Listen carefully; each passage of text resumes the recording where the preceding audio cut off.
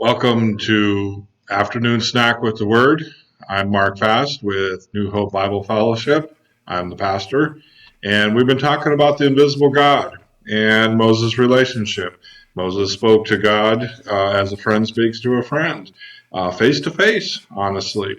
And we talked yesterday how Moses in Hebrews uh, had this relationship with the invisible God.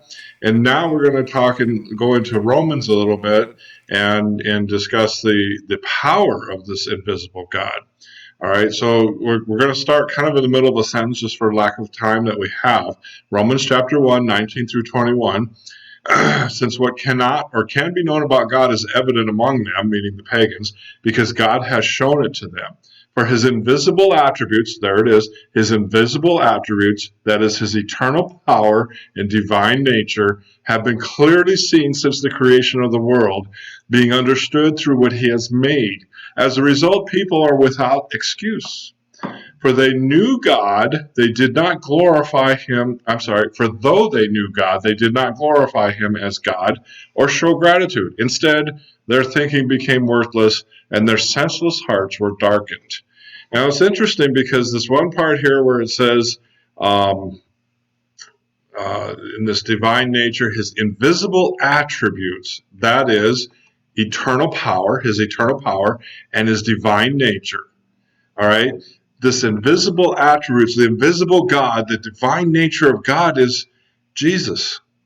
The divine power of God is Jesus. His eternal power is found in his Son, Jesus.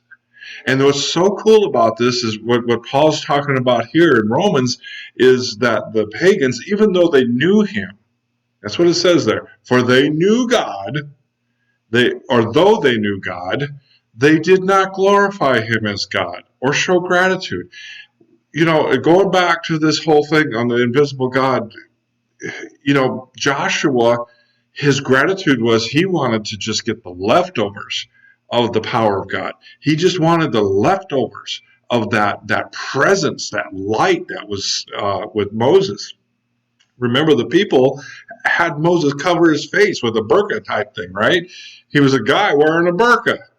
And why did they do that? Because the light that shone, that attached itself to him from Jesus as his friend, they couldn't take it.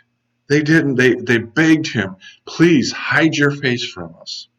And Moses, I mean, what could he do? He wanted to share this with everybody. Joshua was happy with the leftovers in the tent of meeting.